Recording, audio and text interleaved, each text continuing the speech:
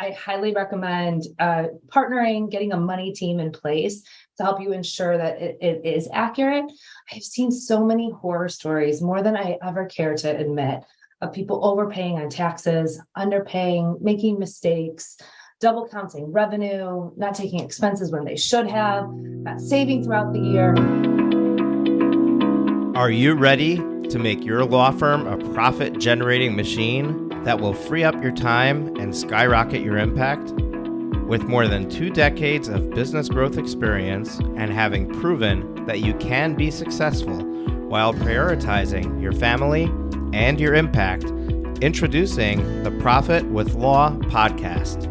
I am your host, the creator of the Firm Differentiator 10X Effect, Moshe Amsel.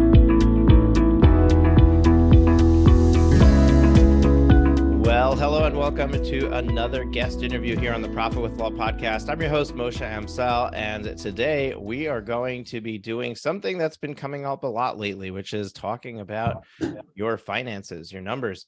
Our guest today is the CEO, owner of a accounting bookkeeping firm, and I'm really excited to jump into this conversation because there are some things that don't get talked about, and money is one of them.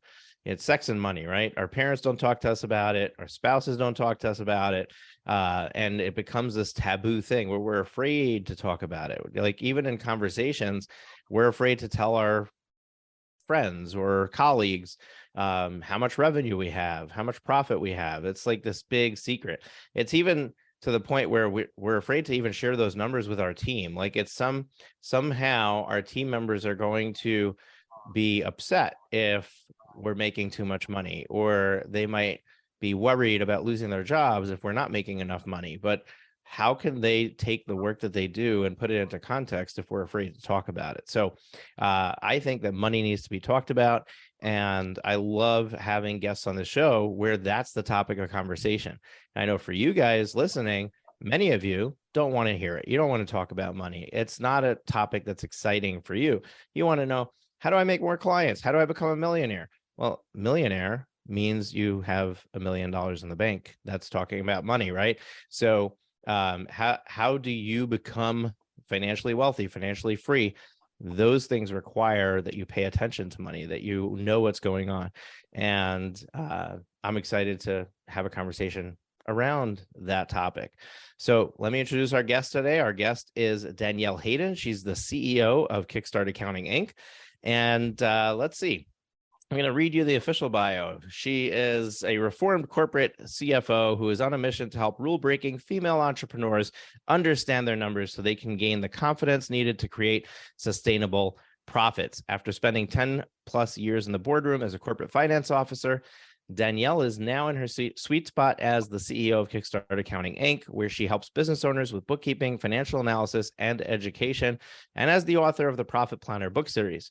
When Danielle isn't crunching numbers on her client's behalf or crafting the next iteration of the Profit Planner, you can find her hanging with her 2 kids as she inspires them to lead their fullest lives or doing any and almost every fitness-related activity ranging from Spartan races to Pilates.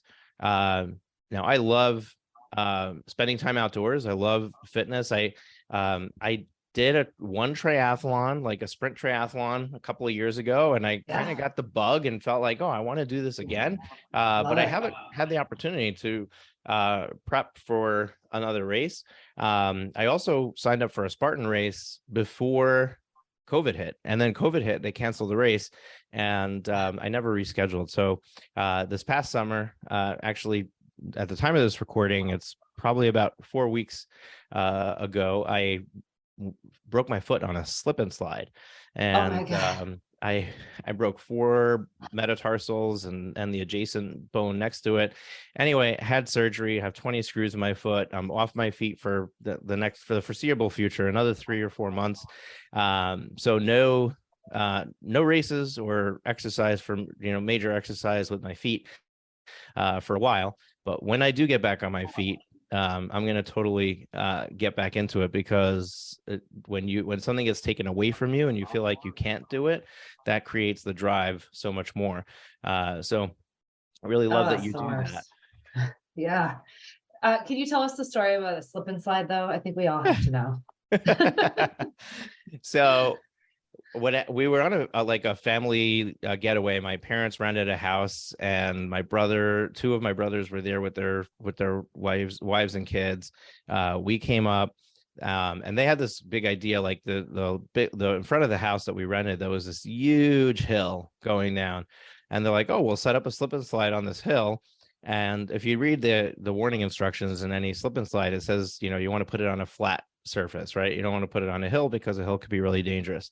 So of course I gave them a lot of grief leading up to it. I'm a paramedic, along with the many other things that I do.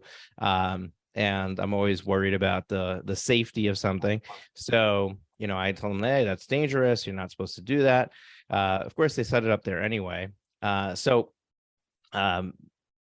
Make a long story short, my nephews and nieces are starting to go on this thing, and they're not really getting a lot of movement. So I'm like, all right, you got to run up and jump down this thing. I'm going to demonstrate, and I'm going to show you. Now, because it's on a hill, I'm not going to go head first, which is the way you're supposed to go on a slip and slide, because I'm, want to protect my head. So I run to take a jump onto the slide and go feet first. And as I jump into the air, my left foot catches on something. I don't know if it was the beginning of the slide, a tree root. It just hit something and knocked my foot back. And when I came down, I landed on top of my foot with my entire body, and my toes bent back to my heel.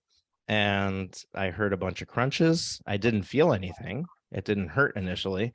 I just heard the crunches, and I felt my foot folded in half. And I said, that can't be normal. That doesn't sound good. I probably broke some bones.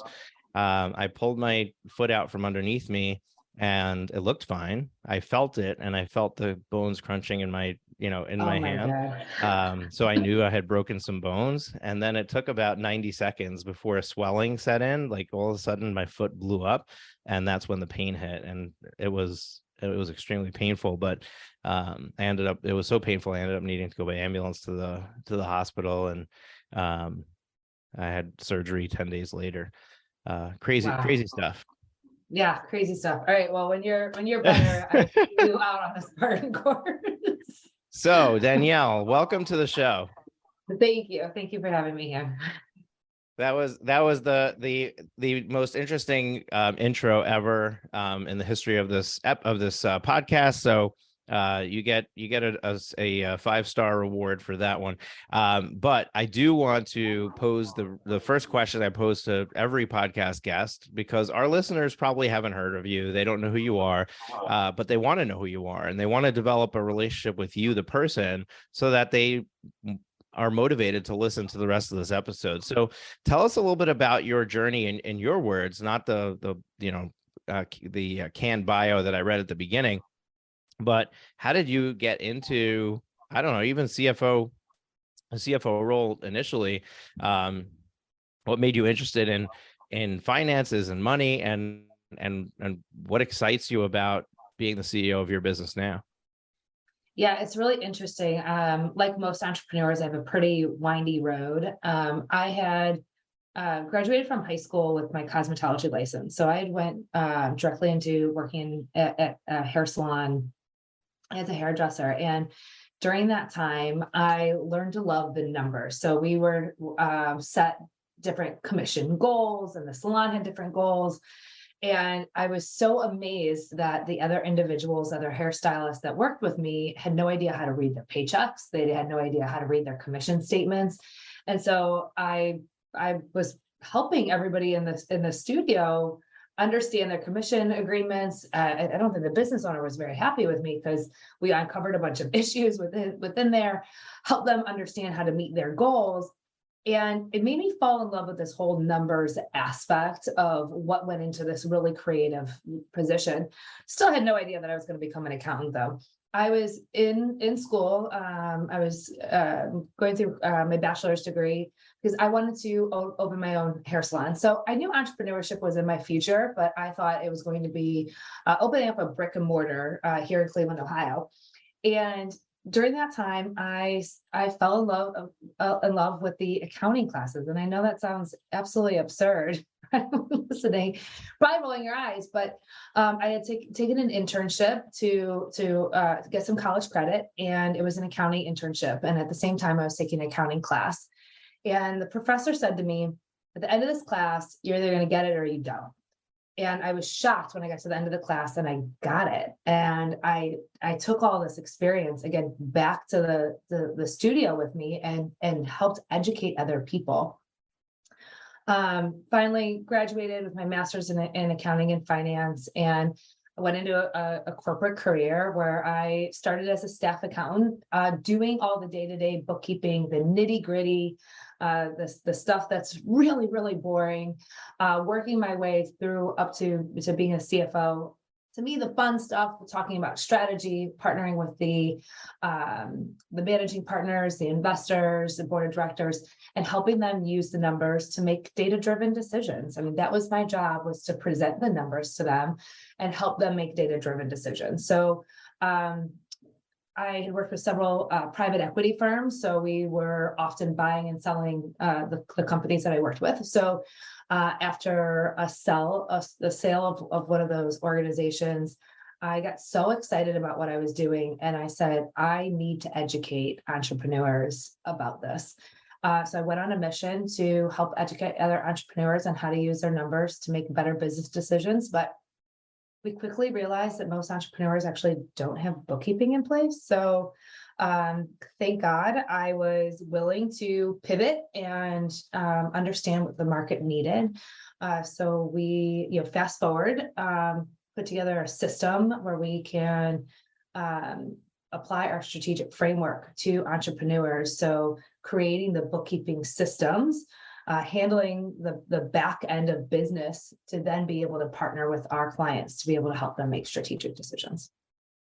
So I love a lot of pieces of your journey, but what's very interesting is, and we didn't talk about this before we went live on the show, and I don't know how much you know about me, but our journeys have a lot of similarities and parallels. So I too am an accountant, and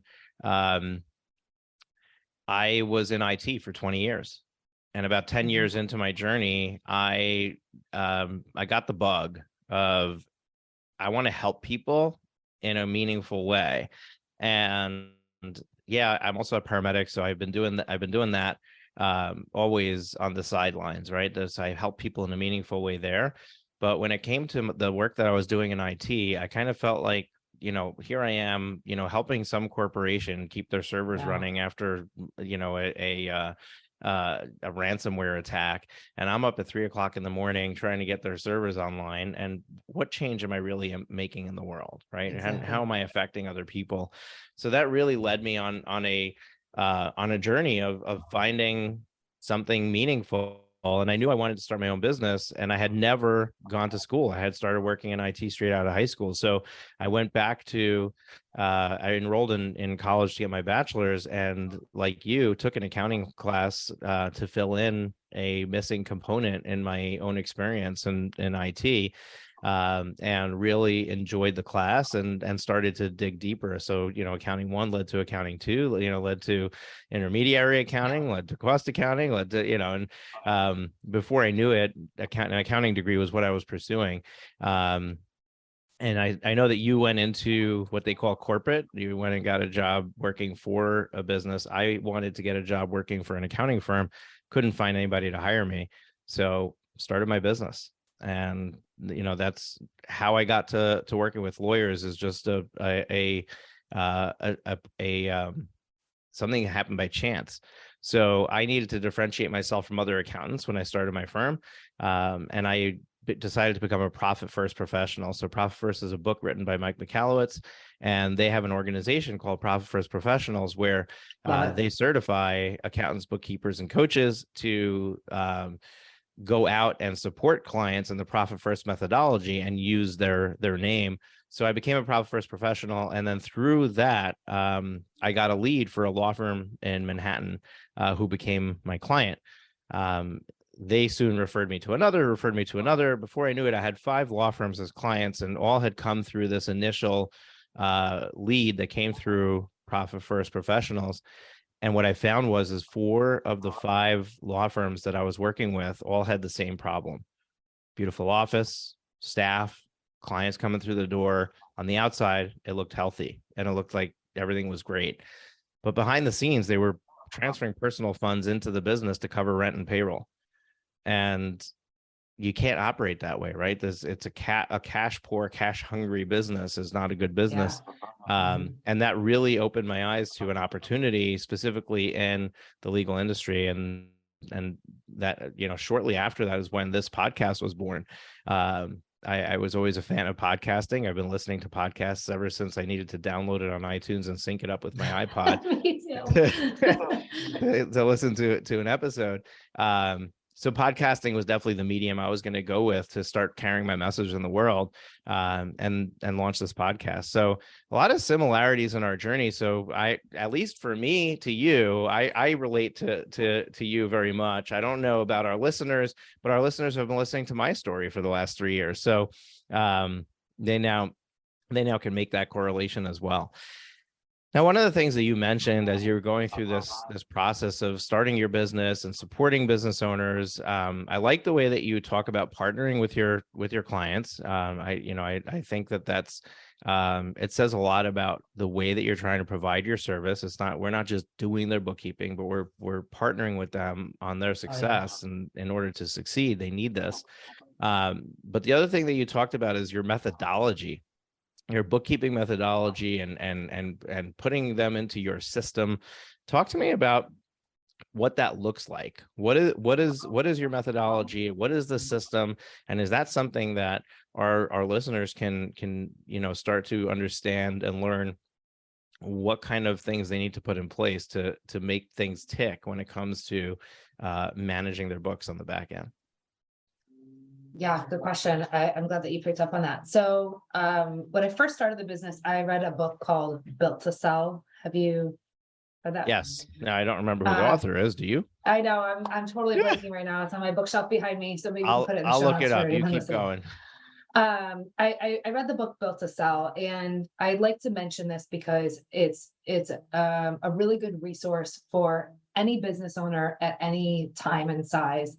And in this book, he walks through a fable about a marketing firm, understanding that we can't do all things for all people.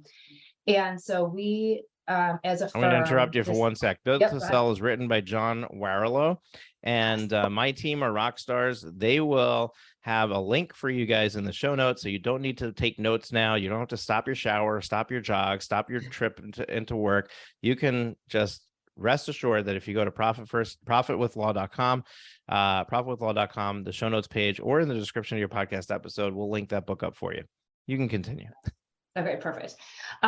So in that book, he talks a lot about creating a set of systems of how you run your business. And I want to share that because we didn't create a set of accounting systems out of the blue, right?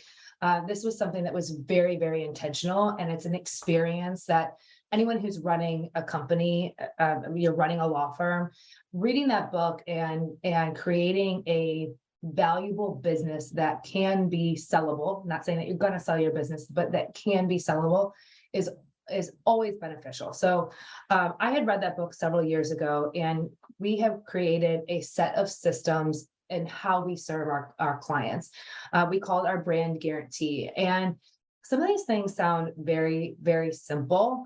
However, we've found that a lot of other accounting firms do not operate in this way. So when we work with our clients, we guarantee that they have on-time and accurate bookkeeping and financial statements to use to make better business decisions.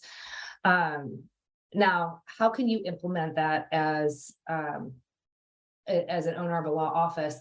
It's not necessarily that I'm not saying that you need to come in and work with us or find a bookkeeper who's going to give you that guarantee, but 2 things. I want you to think about how can you create that brand guarantee and implement that in your own business?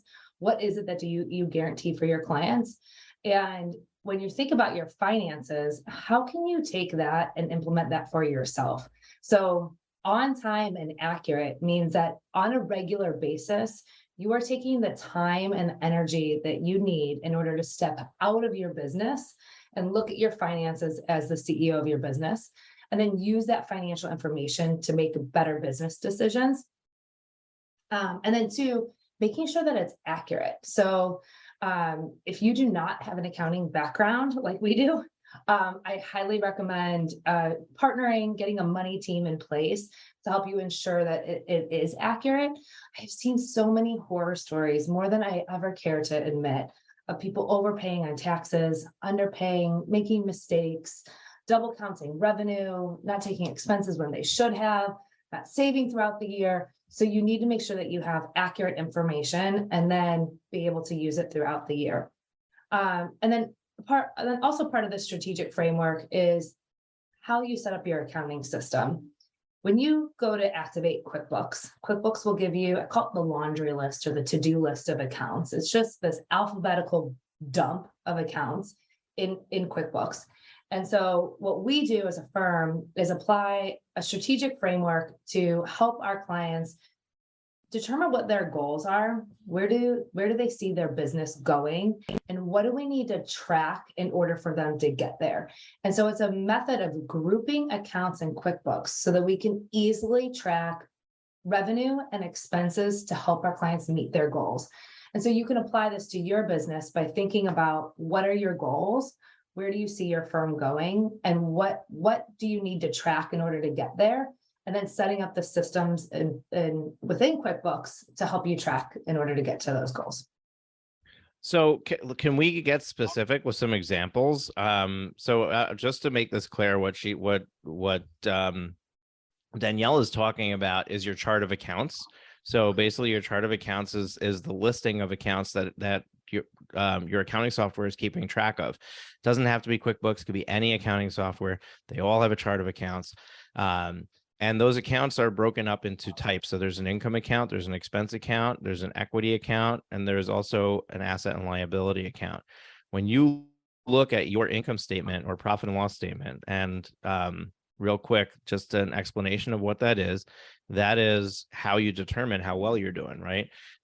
So you can see on that statement for a period of time how much revenue came in and how much expenses went out, and therefore how much profit you have.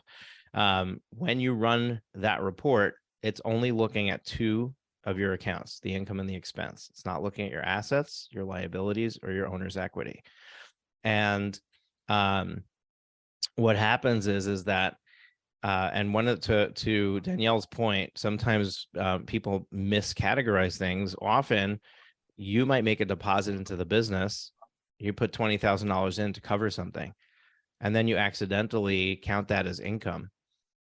And now you're going to pay taxes on the money that you put into the business. That's not income generated from the business. You do that 3 or 4 times during the year, and all of a sudden you're paying an extra $35,000, $40,000 in taxes, unbeknownst to you. And you're wondering, what is going on here? I only made $40,000 this year, and I'm paying $40,000 in taxes. This doesn't make any sense. So in that chart of accounts, when you're looking at this report, it's just going to have all your expenses lumped together, all your income lumped together in one area. And it's only broken down in whatever shape or fashion came in the default set of books, unless you change it. So you can add accounts, you can rename accounts. So what Danielle is saying is, let's group some of these accounts together in a grouping, and then it'll summarize that group. And then we have something that we can look at that's meaningful. So give us some examples, Danielle, of how you're grouping these accounts so that it's more meaningful to the business owner. Yeah, I think advertising and marketing is always a really, really easy one. There's several things that will go into your advertising and marketing costs. We might have conference, print materials, marketing subscriptions, marketing consultants, possibly a branding exercise, website development and support.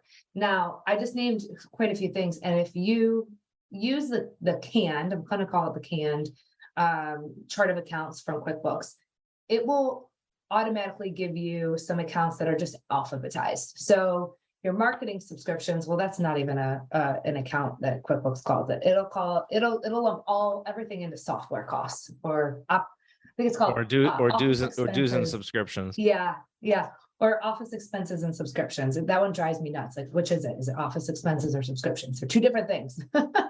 So you will end up lumping things together. So within the chart of accounts. So this activity is breaking them out into the right categories and then grouping them together so that all of your advertising and marketing expenses are grouped together. The reason that this is important is that when we start to look at our spending month over month, year over year, if we're having a sales problem, are we spending enough in this area? If we're overspending in this area, are we tracking the return on investment? So having everything grouped together in a way that's going to allow you to see all of your advertising and marketing costs together is really profound. However, when I say together, I don't mean all in one account, right? We need a marketing consultants account, a marketing subscriptions account, branding, website. So we can't just have one line item. Otherwise, you're going to say, what the hell did I spend? And the profit and loss statement becomes meaningless again. So this all makes a lot of sense, but follow-up question to that. So if I'm breaking out my advertising and marketing expense, for example, and you say there's two questions we need to ask, am I spending enough or am I spending too much? How do you define enough and how do you define too much? Is there a percentage of revenue? Is it based on the size of the business? Does it matter if I'm aggressively growing versus staying stagnant? Yeah. So I know that I like to have a clear takeaway, especially when I'm listening to podcasts. So what we give our clients as a guide, a healthy percentage to consistently be spending in advertising and marketing is 10% in revenue.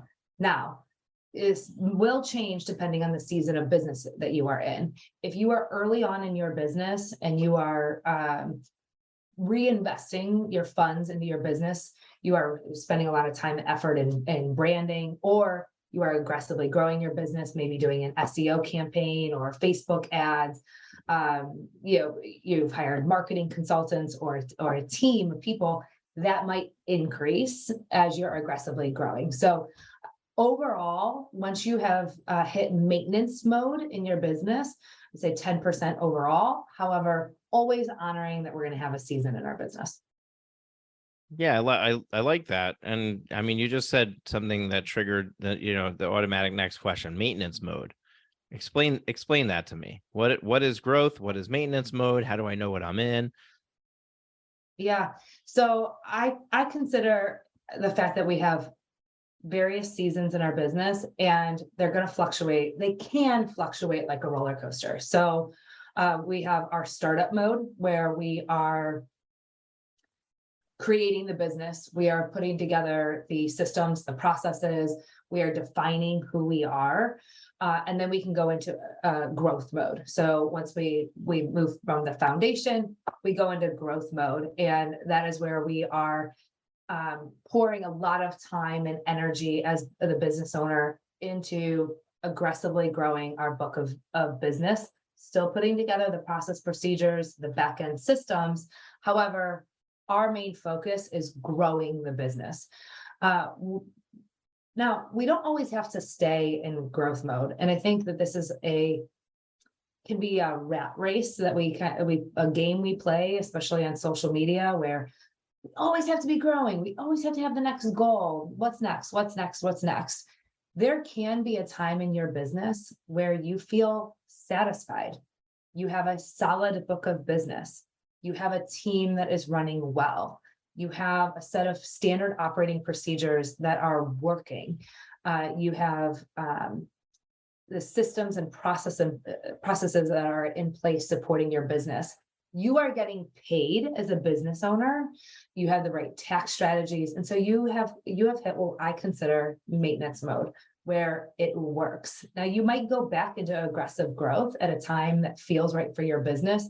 Maybe you have an investor coming in, a new partner, an opportunity where you say, I'm going to refocus on aggressively growing again, or slow growth, right? Maintenance mode can mean slow growth, but it's not that all of my time and energy is going into growing the business. Yeah, I really like that. When I teach this concept, so we have a framework called the Law Firm Growth Framework, and there's three components. It's plan, grow, and scale. And essentially, when you're in growth mode, you're filling up capacity that's been created, right? And when you're in scale mode, you're creating capacity that needs to be filled. So if I'm brand new and I go out there, I'm a brand new lawyer and I go out there and I'm like, all right, I need to get clients. You might have capacity for about 40% of your time to serve law firm clients, and the rest of the time you're marketing, you're managing the business, you're developing relationships and all of that. So your capacity might be 500 hours of billable work a year, and then you're filled. So when you have that capacity available, the first thing you're going to do is you're going to try to fill that capacity. But once that's full, what's next? Right? You can't sustain your life probably with just that. Although there are solo attorneys that make their whole career being a solo attorney. So that's possible with adding support staff.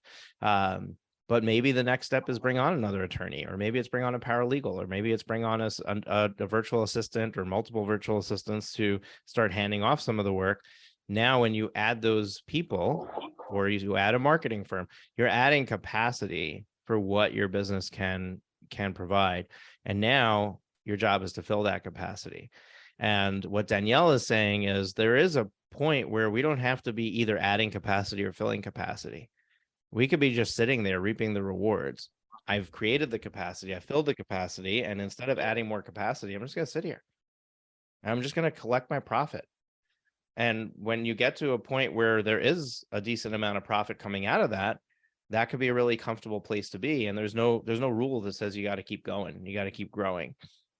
Now, in your initial growth stages, you're going to want to keep growing because you're probably not creating enough profit to survive, to feel like you've accomplished what you've set out to accomplish when you started your business. So it's really important to understand where you're at when you're looking at this, and to operate from the right place. So Danielle, there's probably some people listening to this podcast that don't have a bookkeeper. They're either trying to do the books themselves, or they're not doing anything. And they're just like, once a year, they go to the accountant, they say, here's my bank statements for the year, or, here's an Excel spreadsheet I put together with how much I billed my clients and what expenses we paid. What do you want to tell those people? And I'm sure it's a few and far between, because if they've been listening long enough, then they've already resolved this issue. But for that listener, what do you want to tell them about why they need to change that, and what the benefit is to them, and how easy it is to do that? Yeah, I'm going to address both sets of people, if you don't mind. So for anybody who is trying to maintain this on their own, or you're in total avoidance mode, first of all, it's okay, right? At one point, we've all been there. Money is not an easy topic. That's why people don't talk about it all the time. It's a hard topic. It comes with a lot of shame and guilt, and it depends on what your money story was growing up, is how you're going to approach money as a business owner. So first of all, just understanding that avoidance is typical, not okay, but typical for a new business owner. At a point, we have to put our big boy pants on, put our big girl pants on, right? The day that we set out to be a business owner, we have a responsibility to our clients, to our staff, to our vendors, to stay in business and to be sustainable. And in order to be able to do that, we have to have bookkeeping in place in order to be able to understand our numbers and make better business decisions. So in doing that, I recently had to redo some contracts, and I could have done a bunch of research on how to redo the contracts and how to restructure things. However, I realized that was not the best use of my time, and that the best use of my time was going out and getting the help that I needed and paying the expert to help me in that area. And so the same is for our bookkeeping and accounting. You could, as a business owner, you're all very intelligent people, right? I know that if you wanted to, you could learn this topic. So you could spend a lot of time and energy in learning how to use QuickBooks, learning what a debit and credit is, how to balance your balance sheet, how to reconcile everything. However, that's not the best use of your time. You could be generating revenue, working on processes and systems, um, you know, enjoying the fruits of your business, whatever it might be, your time is better served in those areas. And so that's where it's important to lean on that experts to help you in that area. I will say not all bookkeeping and accountants are created equal. And so I want to address for anybody who is currently working with a bookkeeper or has somebody in their, I call it the money team, in your finance world, in your finance team, your money team. There are very specific things that your money team should be providing for you. And so if they're not providing these things for you today, ask, right? Talk to them or find a company who can provide these for you. Bookkeeping is not about just maintaining QuickBooks or your accounting system, right? That's like step one, right? That's like the preliminary phase. So if your bookkeeper is maintaining QuickBooks or your accounting software and not providing you with anything additional, that's a problem, right? Because that is just a preliminary stage. We want to ensure that things are set up correctly, that things are reconciled. The bookkeeping is complete because it is important, but then we're sent financial reports and we have a team to be able to help you understand the numbers. Again, if you as the business owner can't pull that information and do anything with it, then it's not going to help you. So we have to be able to take the bookkeeping, create a highlight reel, a summary of what the information is. What are your key takeaways, right? So that you as a business owner can spend your time reflecting on what worked, right? I had a killer month last month. Why, right? Like what happened that last month was great and I was able to take home an extra owner's draw or give myself a bonus, or gosh, the last few months haven't been great. I haven't been able to take an owner's draw. I actually need a cash infusion. How do I reflect back on that without financial reports, a summary highlight reel, and then a team member to strategize with? So an opportunity to be able to get on the phone with your bookkeeper and talk about the numbers and what to do with them. Yeah, I love that, those examples that you gave. And, really, it comes down to, at any point in time, are you able to determine whether you're ready to make an investment in your business or whether you need to cut expenses? And if you need to, what expenses are worth cutting? And if you can't simply run a report and look at it and make that determination by eyeballing the numbers, I mean, just imagine this. Imagine that you, if you have the ability to run a report and you know that you're struggling, but you can't figure out why, because you know that you have clients coming in, you know that your clients, your client base is full, right? You're maxed out. You should be profitable at this point, but maybe you're not. Or maybe it's not as much profit as you think you should have. You run a profit and loss statement and you take a look at your expenses and you notice that, hey, I'm spending $40,000 a year on technology, right? I had no idea because it's 20 different payments of $150 a month each. And, so here I am spending $3,000 a month on technology, and I didn't even realize that I was spending that much. But when I look at the big picture and I'm looking at my line items on my expense report, and I've compiled it for an entire year, all of a sudden I can see that big number and I can see that stand out and say, whoa, what's going on here? Let me dig into this a little bit deeper. Let me see what all these charges are. And all of a sudden I realize, oh, I'm spending, $300 a month on phone services. I'm spending, $150 a month on this software subscription, but I don't think I'm even using it. And you start to go through these items and you suddenly realize there's a lot of costs that I can cut that I didn't even realize was there. It's going through to hitting your credit card every month, or it's going through your bank account every month. But if you're not paying attention, money comes, money goes, or you're even paying attention, right? You notice it happening, but it's on this to-do list of someday, one day I'll get to it, right? And you never do, but you don't realize how much damage you're doing because it just seems like $150 charge I'm looking at. I don't see the big picture of what that charge creates, what kind of monster it develops in the overall profitability of my business. Can I interrupt to Yeah, of elaborate on course. something you just said? So I think what happens when we're trying to DIY this, we are spending a lot of our time and energy categorizing single transactions. So all you see as the business owner is 100, 150, 75, 25. And because you're doing your own bookkeeping, you don't ever look at the report altogether. And my favorite report is the percentage of income report. It's an income statement that shows you as a percentage of your sales where you're spending money. When you see it totaled like that, that's where you see all those $100 charges add up. That's where it makes, spending the time looking and analyzing the information rather than only seeing $100 charges. Right. And if you're not doing a good job of keeping your books and keeping this up to date, you don't have the ability to run that report. You just don't know, right? If it's not working, you don't know why. You can't troubleshoot it. If you want to grow, you don't know what direction to go in. You don't know, do I need more revenue or do I have adequate revenue and I need to figure out how to do it with less expenses.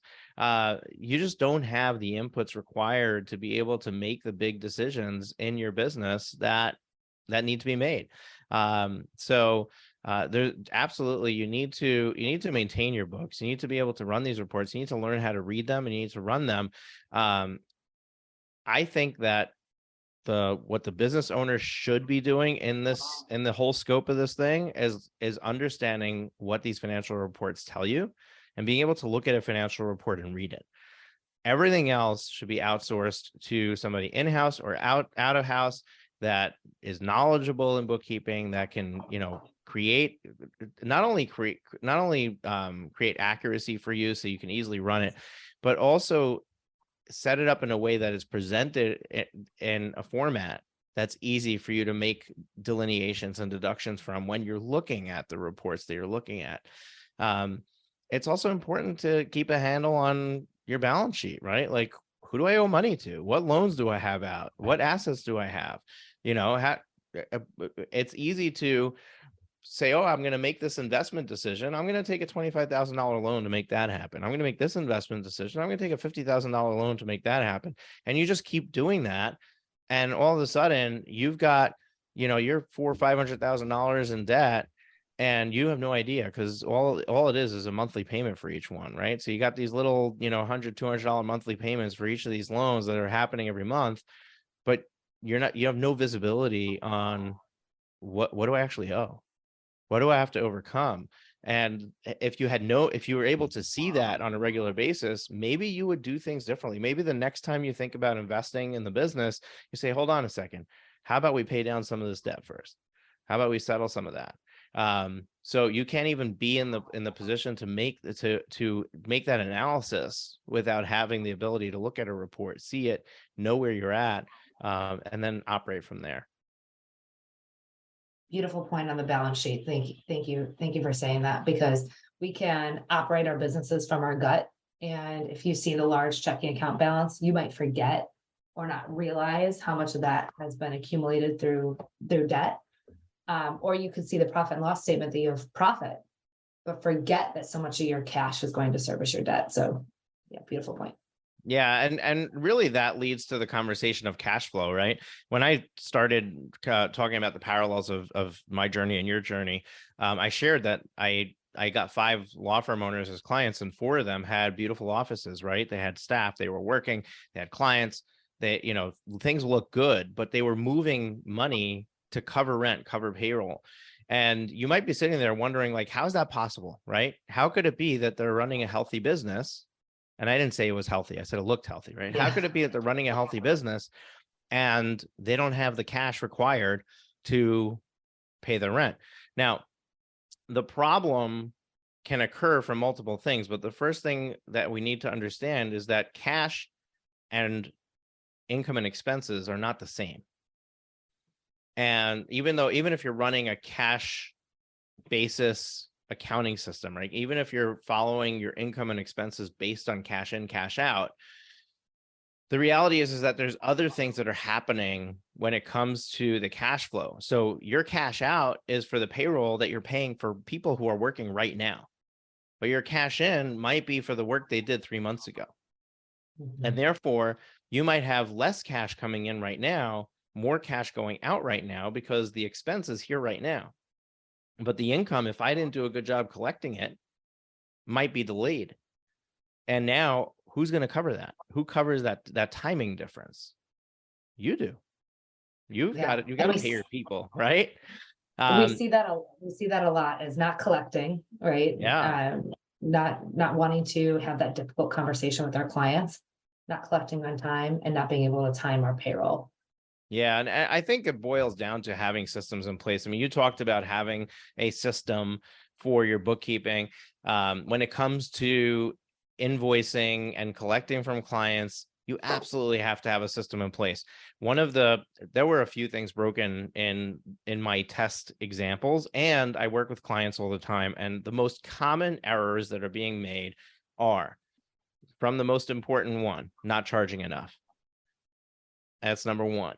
Number two, not having good practices when it comes to invoicing, collections, and for law firms, often you have a trust account, and you have people giving you money up front to work for them, and it's called a retainer, right? So we put the money on retainer.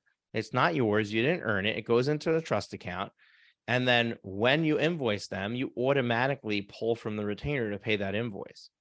Well, every law firm has to have a retainer replenishment clause in the contract. Basically, you tell your client, when your retainer reaches this amount, we're going to send you a request to replenish that retainer. And then they replenish it. You continue working.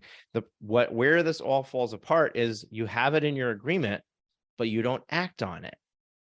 So the retainer falls below 1,000, and instead of sending them a retainer replenishment request, you keep working, you deplete the 1,000, you keep working, you wait till the end of the month, then you send them a bill saying, hey, there wasn't enough to cover this. You got to send me $2,500 to cover the legal bills, and you have to send me 5,000 to replenish your retainer. So now you've made a difficult conversation even more difficult, because the client had no idea that they were out of funds. You waited till the end of the month. They feel duped. And now they're mad about it, and they have to come up with even more money than they would have had to come up in the middle of the month when you said, hey, your retainer, needs to be replenished. It fell below 1,000. Please send 4,000, or please send $5,000 to top it off. And now you have no problem at the end of the month, and you can send another retainer replenishment if necessary at the end of the month. The other thing that you're not doing and most law firms are not doing this, is monitoring the mid-month work, right? And that is, maybe you're exceeding how much they have in retainer from the work that's happening this month. And that can happen because sometimes there's very little work done over a bunch of months in a matter. And then all of a sudden there's a flurry of activity. So now your wages are going to somebody who's spending 90% of their time on this one client, but there isn't enough money to cover 90% of their time for that one client. And now you're going to spend the next 6, 12, 18 months chasing that client to try to get that money from them. When had you known they weren't going to replenish the retainer, you could have had a difficult conversation and said, hey, look, there's a lot of work that has to happen right now, and we can't do it because there's no money there. And hold off on doing it until the money arrives. So another pet peeve of mine is the frequency of billing. So law firms tend to do their invoicing once a month. What other business do you know invoices once a month, right? Yes, bill early, bill often. So yeah, so bill early, bill often. I love that. That's beautiful. So I understand it's crazy if you try to do it daily, like it's just ridiculous. But once a week. Yeah. Every Friday, bills go out, or every Monday, bills go out. Also, take the owner out of the billing process. Even hire a VA. I mean, like, hire somebody who knows nothing about anything and has a process to follow. Because when you're doing your own invoicing, you start looking and saying, oh, how did that take us so long? How did I spend 10 hours on that? It should have been 5 hours. And all of a sudden you start cutting the amount that you're going to bill because you start putting your own meaning on it. Then when the client calls and complains about the bill, you cut it again because you want to make them happy. Take yourself out of the process, have someone else do all that so that you're not there's no emotion involved in the conversation. And that's not to say that if a client calls to complain about a bill, you don't talk to them.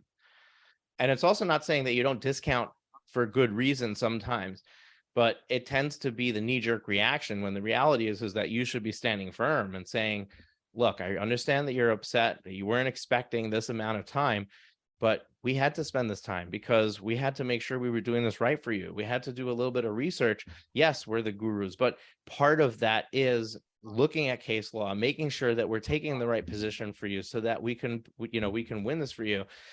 You have to be able to explain the time that you spent. You didn't spend it at the casino, right? I mean, you were working on that client's work. So even if you had to do a little extra research, just be willing to explain that. And then you don't have to discount the invoice, because once somebody gets an explanation, usually they're okay with it.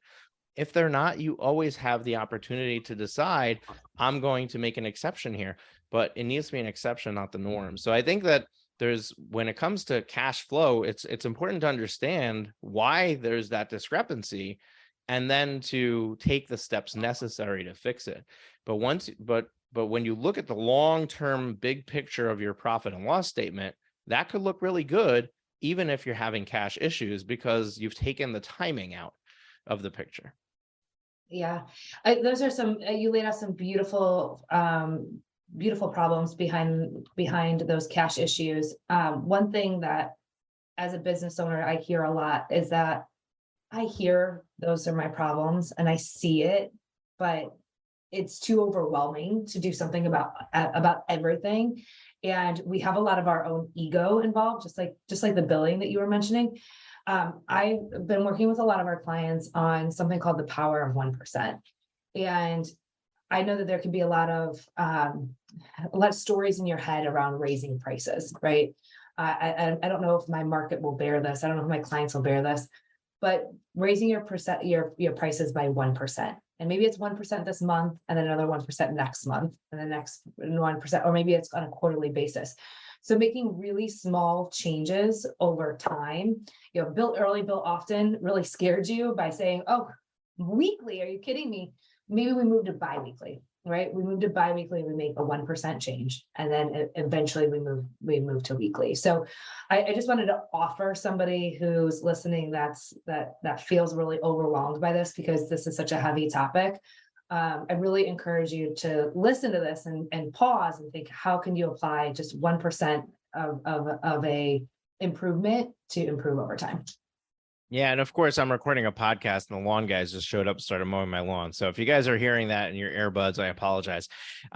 Really good point, Danielle. As a matter of fact, I learned this 1% tweak idea from James Clear in his book, Atomic Habits. So in the introduction to his book, I think it's his book. I could be wrong. Could be another one of those books, but I'm pretty sure it's James's book, where he talks about the England cycling team. And basically, the England cycling team had not won a championship for some like 40 years or something. And they used and they used to be really, really well known. And they have really good athletes on the team. There's no reason they shouldn't have been winning. So they hired this coach to work with them to try to figure out, why are we not winning and what can we do to win?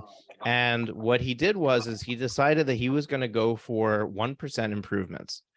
And he started to look at all the things that might create 1% improvement. He looked at tire inflation. He looked at rider position on the bike. He looked at the helmets that they're wearing. He started to go through every single aspect of the rider, the bike, and the way that they're using it, and started implementing these tweaks that are each going to create 1% improvement. And what's crazy is they ended up going that year and taking the championship. And he goes and that's the introduction to his book with, Atomic Habits, where it's all about just implementing that one little thing that you start doing regularly and make it a habit. And that's really what you're sharing here is like, look, you don't have to fix everything at once. You just need to make one minor change, get used to that change, let it be the norm, then make another one. And to your point with billing, I mean, look, move your most active client to weekly billing, leave everybody else the same. Don't try to do everybody bi-weekly. That might feel like too much. But if you do that for your most active client, that could change the game for you with cash flow.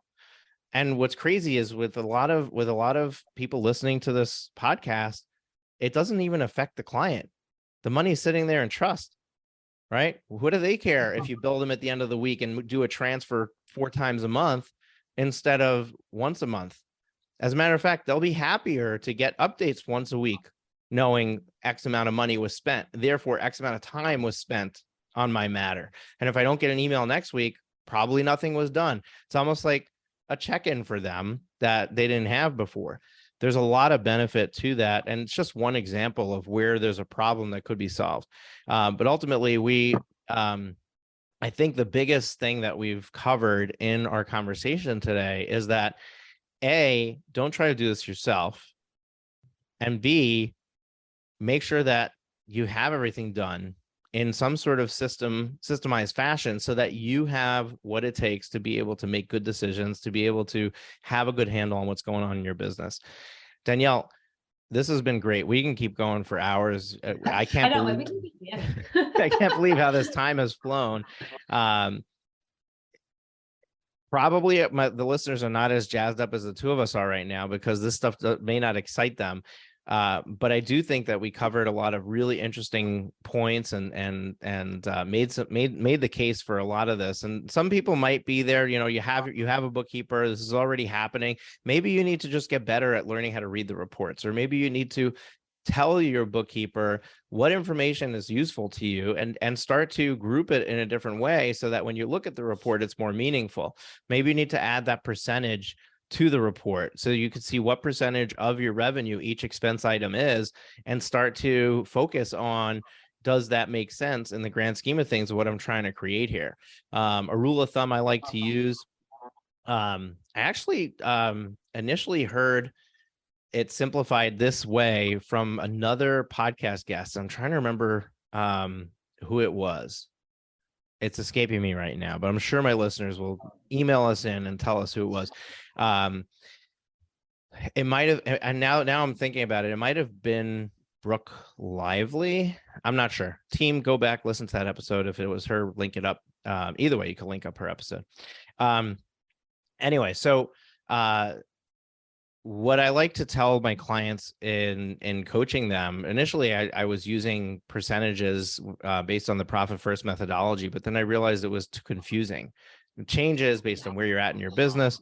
So now I tell them 20% of your revenue should be going to an attorney, 20% of your revenue should be going to support staff, and 20% of your revenue should be going to your overhead, the rest of your overhead, which is all thrown into your technology, your marketing, your rent.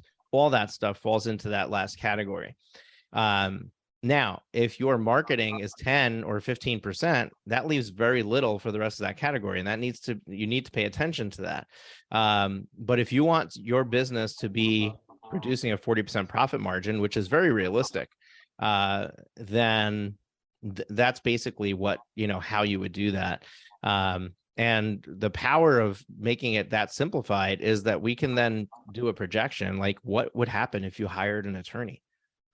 If that attorney, you were paying that attorney $100,000 a year, and that's 20% of revenue, how much revenue is now coming in from that attorney? You just take 100,000 divided by 0.2. And now you know what revenue that attorney should be bringing in. And if it's not realistic for that attorney to bring in that amount of revenue, you're either not charging enough, you don't have the right efficiencies in place, they don't have the right support staff in place, or something else is broken, right? That should be totally doable.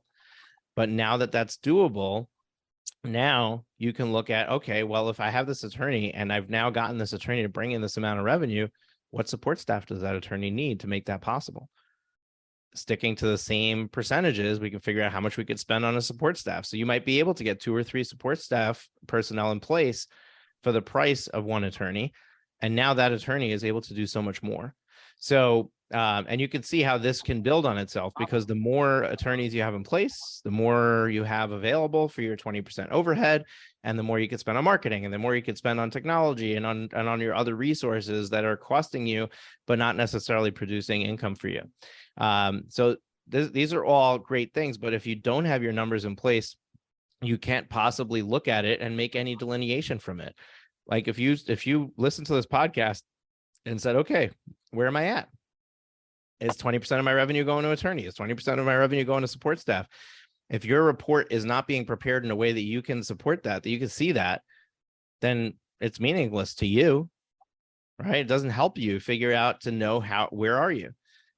So that would be a good way to now tell your bookkeeper, hey, look, I need my support staff broken out separately from the rest of my staff in the report. I need you to break out the wages in that way so that I can see where those percentages are falling and I can gauge how I'm doing. And, when I'm looking at my numbers. So it's just one example of what you can do to make a change. Even if you already have a bookkeeper in place, you're already doing a great job with this, but you could do even more, and you can make it even more meaningful and more useful to you. All right, Danielle, when we wrap up the show, we leave you with 2 questions. I'm going to give them to you now. So the first is, what is one top piece of advice, last thing that you want to leave our audience with before you go? And the second is how can they find out more about you, connect with you, and take the next step with you if they would like to? Yeah. Get help. That's my number one piece of advice. And it's from a lesson learned, experience share.